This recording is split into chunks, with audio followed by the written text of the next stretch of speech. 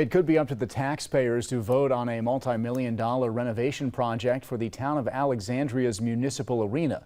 7 News reporter Chad Charette has more. What's next for the rec center on Bolton Ave?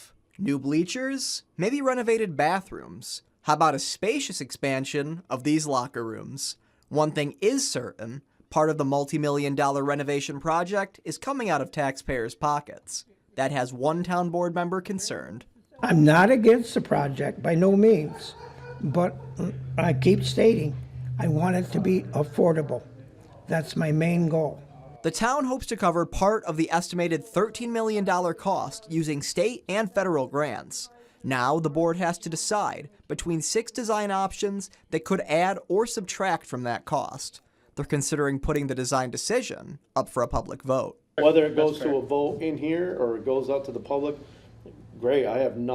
We are open and transparent. We'll get to the right answer because we've done our due diligence prior to that vote. This arena's been around for ages, so it means a lot of things to a lot of people.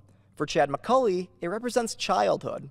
He hopes that renovations could breathe new life into the old place. Well, I grew up here, been here my whole life, spent a lot of my childhood in this building, and a renovation would bring more people. McCulley's biggest gripe with the current building is the temperature. He'd like to see a less stuffy rec center. Very hot in the summer, very, very cold in the winter. Anybody that comes here knows that.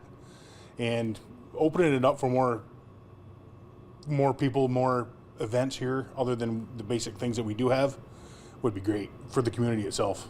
The town board has to decide if the project is going up for a public vote by August 1st. Chad Charette, 7 News.